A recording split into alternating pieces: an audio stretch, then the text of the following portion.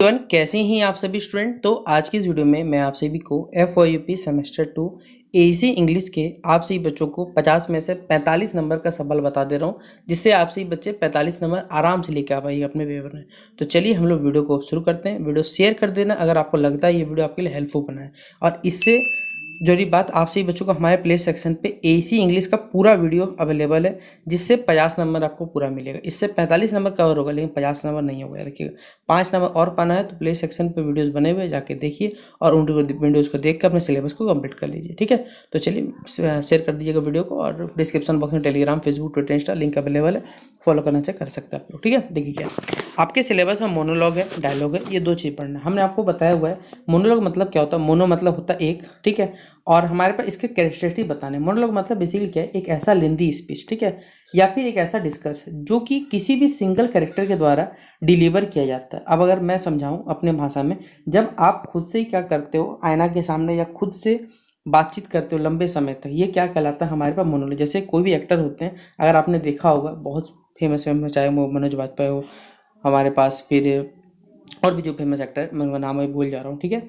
तो वो लोग क्या करते हैं, सबसे पहले उस कैरेक्टर में ढलने के लिए वो क्या करते हैं, उसकी समझ पहले समझते हैं कि हाँ उन्होंने किस प्रकार जीवन व्यतीत किया है। उसके बाद जाके घर में एक अकेले रूम में बंद होकर, अगर ऐसा इंटेंस सीन रहता है तो बंद कर ले, ताकि उस कैरेक्टर में ढल सके अपने आप को। तो मोनोलॉग मतलब बेसिकली आप एक ऐसा स्पीच दे रहे हो बेसिकली, जब कोई भी सिंगल कैरेक्टर के द्वारा किसी के, मतलब कह सकते हैं कोई साथ में हो या फिर साथ ना हो तो कोई दिक्कत नहीं, अलोन में जब आपने बातचीत करते हो वो क्या कहलाता है, मोनोलॉग कहलाता है।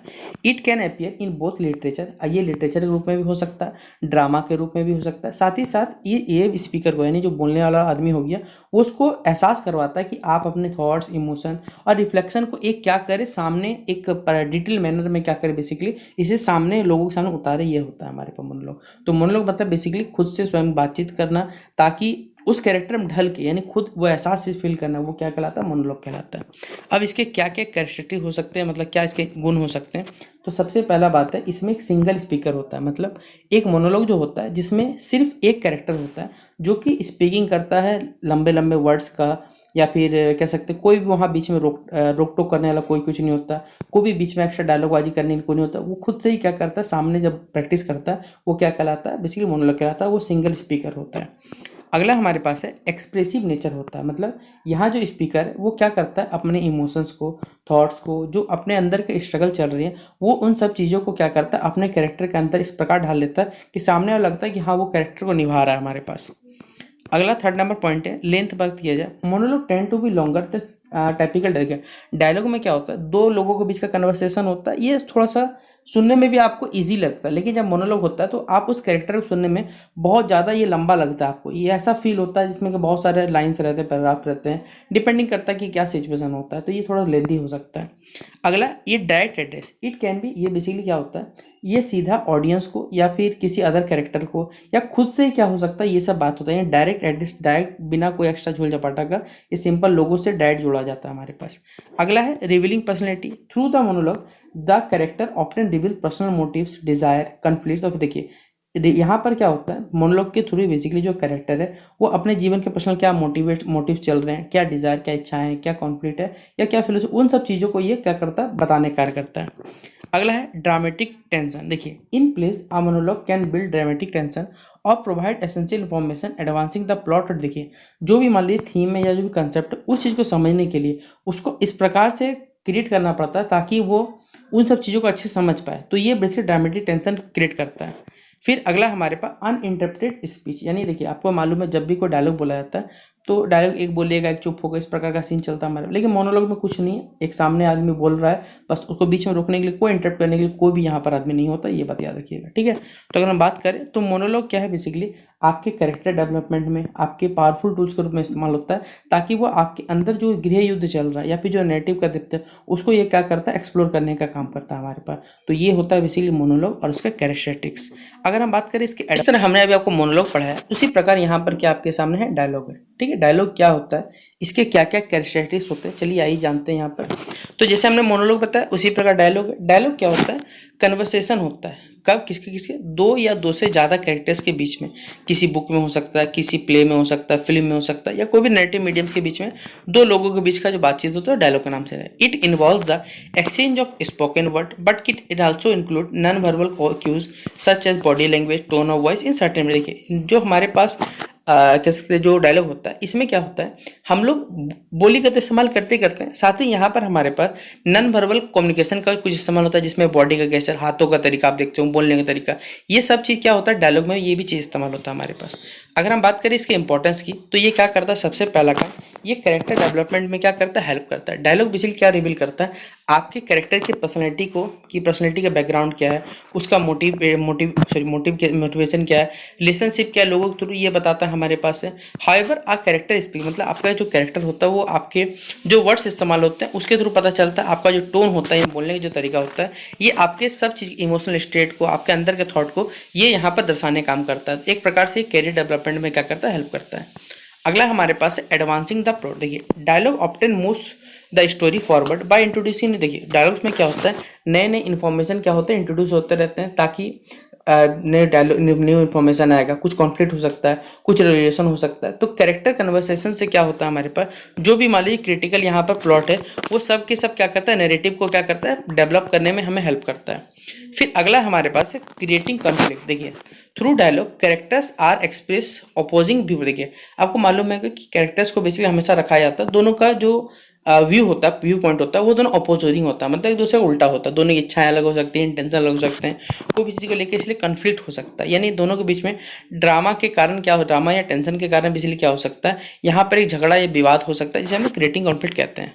अगला डायलॉग बेसिकली क्या करता है, हमें इस्टेब्लिश और रिलेशनशिप बेसिकली एवॉल्व करता है कैरेक्टर्स के बीच में, ताकि दोनों के बीच में एक रोमांटिक रिलेशनशिप, चाहे वो फ्रेंडशिप का हो, राइवलरी का हो, फैमिली डायनेमिक, ये कुछ भी हो सकता है हमारे पास। यानी एक ऐसा वे कैरेक्टर का जिसके थ्रू उसके इन सब चीज़ बॉन्ड में, ये जो बॉन्ड है बेसिकली ये क्या होता है, मौजूद हो सकता है। अगला है इंगेजमेंट एंड रियलिज्म। देखिए नेचुरल एंड इंगेजिंग डायलॉग्स, जो नेचुरल और इंगेजिंग डायलॉग्स होते हैं वो बेसिकली क्या करते हैं, उस स्टोरी को बहुत ज़्यादा पावरफुल बनाते हैं, जिससे जब डायलॉग अच्छे लिखे जाते हैं तो जो हमारी ऑडियंस है वो अच्छे से सुनते हैं, और अपने जो जीवन के, जैसे बहुत सारे ऐसे डायलॉग होते हैं जो आप अपने जीवन में क्या करते हैं, आसपास के जीवन में इस्तेमाल करते हैं, ताकि, और ये कैरेक्टर को क्या करता है, और ज़्यादा रिलेटेबल बना देता है, और ज़्यादा उस मूवी को फेमस कर देता है, या फिर उस लोगों के बारे में जानकारी देता है। एक्सपोजिशन की अगर बात करें तो dialogues can serve as a tool for. देखिए डायलॉग एक प्रकार से एक टूल के रूप में इस्तेमाल होता है एक्सपोजिशन, जहाँ पर कैरेक्टर क्या करते हैं, अपनी जो एसेंशियल बैक स्टोरी है या डिटेल्स अपने वर्ल्ड का, विदाउट यहाँ पर कोई भी लंबा कुछ बोले, छोटे से डिस्क्रिप्शन के रूप में यहाँ पर क्या कर देते, बता देते हैं हमारे पास। ठीक है, अगला हमारे पास है, अच्छा ये क्वेश्चन कंप्लीट होता है हमारे पास, क्या था, डायलॉग का क्या कैरेक्टरिस्टिक्स होते हैं ये हमने बता दिए, या क्या इंपॉर्टेंस है ये हमने बता दिया। ठीक है, यहाँ पर कैरेक्टरिस्टिक्स कर लीजिएगा, यहाँ इंपॉर्टेंस लिखा गया, कैरेक्टरिस्टिक्स ऑफ डायलॉग क्या था हमने बता दिया। अगला हमारे पास है ग्रुप डिस्कशन क्या होता है, बहुत इंपॉर्टेंट है, पेपर में आया हुआ भी एक बार याद रखिएगा। तो क्या होता है ग्रुप डिस्कशन, क्या इसका इंपॉर्टेंस है, आइए बताते हैं, और एडवांटेज और डिसएडवांटेज भी क्या होता है ग्रुप डिस्कशन का। तो पहला हमारे पास है एक ग्रुप डिस्कशन, जिस शॉर्ट में आप जीडी के नाम से जानते हैं, आपने भी कभी न कभी अपने दोस्तों के साथ मिल बैठ के बकैती किया होगा, जिसे ग्रुप डिस्कशन नाम दिया जाता है।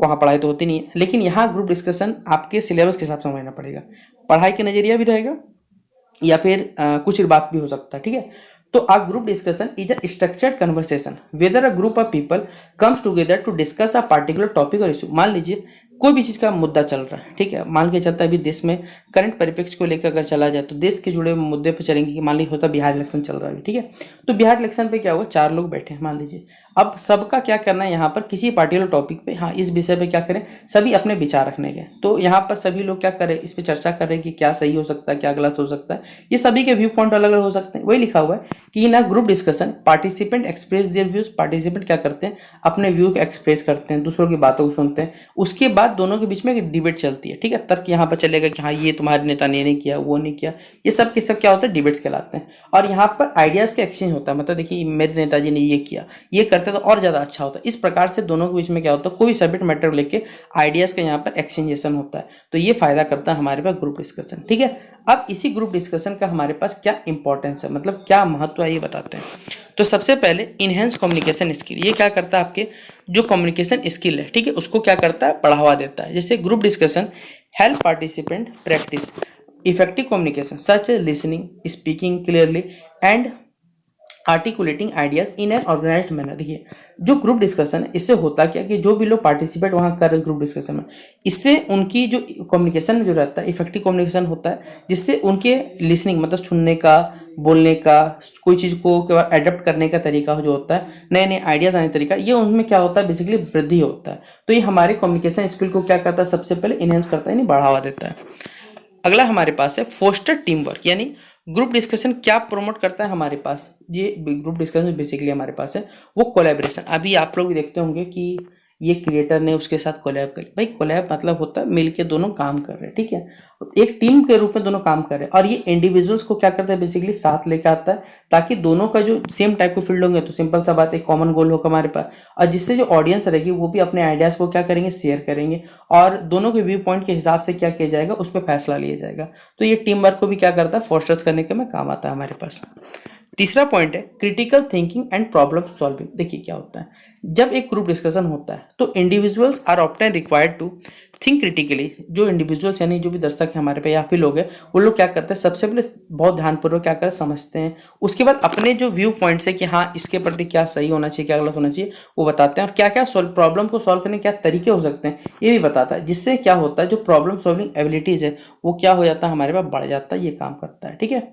अगला हमारे पास है इम्प्रूव्स कॉन्फिडेंस। देखिए ये आपके कॉन्फिडेंस को भी क्या करता है बढ़ावा देता है। बोले भैया बढ़ावा कैसे देता है, तो by speaking in front of others and presenting their ideas participant build confidence in their communication and leadership. देखिए अगर मान लीजिए आप किसी के सामने, जैसे मैं आपसे ही बच्चों के सामने अभी वर्चुअली रूप में क्या कर रहा हूँ बातचीत कर रहा हूँ, अगर आप मेरे सामने भी आ जाएंगे मैं जिस तरह अभी आपको पढ़ा रहा हूँ उसी तरह यही चीज़ पढ़ाने वाला हूँ, तो क्यों ये कॉन्फिडेंस कैसे बिल्ड हुआ, जब मैंने आपसे बच्चों से बेसिकली अपने छोटे जब मैं स्टूडेंट्स को पढ़ाता हूँ तो उनके साथ डिस्कस करता हूँ, तो ये अंदर कहीं ना कहीं मेरे अंदर कॉन्फिडेंस को डेवलप करते हैं हाँ किस प्रकार बोलना चाहिए, किस बच्चे को कितना पढ़ाना चाहिए, किस लेवल तक पढ़ाना चाहिए, ये हमें समझ में आ चुका है। तो ये लीडरशिप स्किल को बोलिए या फिर आपके अंदर का जो कॉन्फिडेंस है उसको क्या करता है बढ़ावा देता है। अगला हमारे पास है फिफ्थ नंबर पॉइंट है exposure to diverse ideas. Group discussion क्या करता है एक्सपोज करता है। बोलिए भी एक्सपोज मतलब क्या हो गया हमारे पास, यहाँ उजागर करने का काम करता है जो लोगों के अलग अलग व्यू पॉइंट्स है, मतलब सबका नजरिया अलग है। उसके बाद किसी भी टॉपिक को लेकर लोगों की समझ को बढ़ावा देता है, साथ इंकरेज करता है कि आप अपने जो ओपन माइंडनेस को क्या करता है कि हाँ जो भी लगता है आप उस चीज़ के बारे में बोलिए, कम से कम बोलिए तब ना जानेगा आदमी, कम से कम ये चीज़ को बढ़ावा देने का काम करता है। अगला है एक्सेसिंग लीडरशिप क्वालिटीज। आपके लीडरशिप क्वालिटीज को क्या करता है एक्सेस करता है। बोलिए फिर कैसे किया जाता है, देखिए अगर आप कोई भी चीज़ को हैंडल कर पाते हो तो हैंडल करोगे तो सिंपल सा बात है, जैसे मैं इस महान यूनिवर्सिटी को कहा जाए तो लगभग ऑन एन एवरेज मेरे हिसाब से मैं सभी बच्चों की हेल्प करने की कोशिश करता हूँ, तो कहीं ना कहीं मैं बच्चों को यहाँ पर हैंडल करता हूँ कि उनको कोई भी दिक्कत ना है, जिस भी पेपर में हमसे जितना हो पाता है मैं आपको मदद करने की कोशिश करता हूँ। तो कहीं ना कहीं ये लीडरशिप का भावना, लीडरशिप तो मैं नहीं कहूँगा भाई, मैं आपसे बच्चों की तरह एक आपका भैया हूँ, वो इसी में मैं खुश हूँ और वही काम मेरा है, जब तक कर पा रहा हूँ कर रहा हूँ आपसे बच्चों के लिए। और इससे क्या होता है कि जो लोग रहते हैं लोगों को यहाँ पर इससे फ़ायदा होता है, ये बताया गया। अगला है टाइम मैनेजमेंट। एक ग्रुप डिस्कशन टाइमली, देखिए ग्रुप डिस्कशन करने से भैया रात बीत जाएगा लेकिन आपका कहीं ग्रुप भी खत्म नहीं होगा, लेकिन अगर टाइम लिमिट में अगर वो सब चीज़ों कर दे तो इससे क्या होगा आपका फायदा होता है कि कितना समय में क्या काम करना आपको ये समझ में आ जाता है। अब इसी जो ग्रुप डिस्कशन उसके कुछ एडवांटेज देखिए, पहला क्या मल्टीपल पर्सपेक्टिव होते हैं हमारे पास। देखिए ग्रुप डिस्कस जब होगा तो सभी लोग के अलग अलग व्यू पॉइंट है, जब अलग अलग व्यू पॉइंट होंगे हमारे पास तो अलग अलग आइडियाज़ होंगे, फिर अलग अलग सॉल्यूशन भी तो होंगे हमारे पास, इसलिए मल्टीपल यहाँ पर हमारे पास क्या होता है पर्सपेक्टिव होता है। अगला है हमारे पास इनहेंस लर्निंग। देखिए जो आपके लर्निंग का तरीका होता है, जब आप लोगों को सुनते हैं, जब लोग सुनते हैं लोग अच्छे से बातचीत करते हैं, लोगों के व्यवहार से भी आप क्या करते हैं बहुत सारी चीज़ें सीखते हैं, तो ये फ़ायदा होता है हमारे पास। अगला है इम्प्रूव डिसीजन मेकिंग। या फिर डिसीजन मेकिंग को क्या करता है इम्प्रूव करता है। देखिए डिसीजन मेकिंग से क्या होता है हमारे पास, यानी जब आप अच्छे से समझोगे बातों को तो यहाँ पर आप उस चीज़ पर फैसला सही से ले पाओगे, इसलिए आपके डिसीजन मेकिंग को इम्प्रूव करता है। अगला है क्रिएटिंग बूस्ट, यानी ग्रुप डिस्कशन से क्या होता है आपकी जो क्रिएटिव थिंकिंग वो बढ़ती है हमारे पास, जिससे आपको यूनिक सॉल्यूशन या फिर आप उस चीज़ में सही फैसला ले सकते हो, ये फायदा देता है। टीम वर्क एंड कोलैबोरेशन की अगर बात करें तो ये आपको कोलैबोरेशन या फिर टीम स्पिरिट में क्या करता है हेल्प करता है, और बेटर कम्युनिकेशन स्किल हेल्प करेगा क्योंकि अगर आपको सही से चीज़ों की समझ है तभी जाके वहाँ पर क्या कर सकते हैं लोगों के सामने बोल सकते हैं समझा सकते हो, तो ये बेटर कम्युनिकेशन स्किल काम करता है। टाइम एफिशिएंसी मतलब क्विक टाइम पे शॉर्ट टाइम पीरियड पे भी आप चीज़ों को समझ के अच्छे से क्या कर सकते हो उसके बारे में बता सकते हो, या तो टाइम एफिशिएंसी बहुत जरूरी है। अगला ये तो एडवांटेज थे। अब हमने सब फायदा बहुत बता दिया, अब इसके देखिए नुकसान भी है। अब बोलिए नुकसान तो भैया बहुत ज़्यादा, बोलिए क्या, देखिए पहला डोमिनेटिंग पार्टिसिपेंट। देखिए होता क्या है, कुछ इंडिविजुअल्स क्या होता है, कुछ लोग ग्रुप डिस्कशन में वो दूसरा का पक्ष सुनेंगे ही नहीं सुनेंगे, उन्हें जो बोल दिया बस वही मानते हैं और किसी को कुछ मानेंगे नहीं। तो इससे एक डोमिनेट वाला भावना आता है कि हाँ वो प्रभावी तरीके से काम कर रहा है, एक को बात सुना जा दूसरा बात सुना ही नहीं जा रहा। ठीक है, अगला क्वेश्चन, अगला पॉइंट है हमारे पास ग्रुप थिंक। मतलब यहाँ पर जब हम लोग बेसिकली बात करते हैं ग्रुप डिस्कशन की, तो यह ग्रुप थिंक जहाँ पर आइडियाज़ का, क्रिटिकल थिंकिंग का और जो पुअर डिसीजन का, ये भी क्या होता है, इससे बढ़ावा बढ़ता है हमारे पास। प्लस लोग कभी कभी क्या होता है, आपको मालूम है, ये कॉन्फ्लिक्ट का कारण रहता है। क्यों? कभी पर्सनैलिटी, कभी कभी ग्रुप डिस्कशन में क्या होता है कि आप अपने विचार सामने पसंद नहीं आया तो दोनों के बीच में क्या होता है, कॉन्फ्लिक्ट स्टार्ट होता है। अगला, अगर किसी टॉपिक पे मान लीजिए बहुत ज़्यादा बात विवाद चल गया तो भैया ये टाइम कंज्यूमिंग, मतलब बहुत ज़्यादा टाइम खींच लेता है, रात रात बीत जाएगा, लेकिन आप उसको कोई फैसला नहीं कर पाओगे। फिर अनइक्वल पार्टिसिपेशन, इसमें देखिए क्या है, किसी भी कोई लोग को नहीं बुलाया था कि भैया आप इतने पार्टिकुलर टाइम पे क्या करें, ये काम कर सकते हैं हमारे पास। तो पार्टिसिपेंट को देखिए, हर ही व्यक्ति को लगभग हर समय समान मिलना चाहिए, बोलने का तरीका सही रखना चाहिए, तो सबको यहाँ पर बराबर मिलना चाहिए, लेकिन ऐसा होता नहीं है। फिर अगला है प्रेशर टू कन्फर्म, क्या आता है, मतलब कोई मेजोरिटी को माइनॉरिटी है तो मजबूरन में उसे उस फैसले पे क्या करना पड़ा, हामी भरना पड़ता है। अगला है lack of focus, without proper moderation the discussion can stray off. देखिए अगर उसमें प्रॉपर मॉडरेशन नहीं होगा तो ग्रुप डिस्कशन जो रहता है वो अपना टॉपिक से भटक जाता है और अपना जो फोकस है वो खो देता है, जिस वजह से काम नहीं कर पाएगा ग्रुप डिस्कशन। तो ये थे पूरी आपसे ही बच्चों को 3 सवाल जो पेपर में पूछा जाएगा, जो हमने आपको करवा दिया आज के इस वीडियो के माध्यम से। तो अगर आपको लगे ये वीडियो आपके लिए कहीं ना कहीं हेल्पफुल है, दोस्तों को शेयर करना ना भूलिएगा। मिलते हैं नेक्स्ट वीडियो पे। बेस्ट ऑफ लक आप सभी बच्चों को। जय हिंद और जय भारत।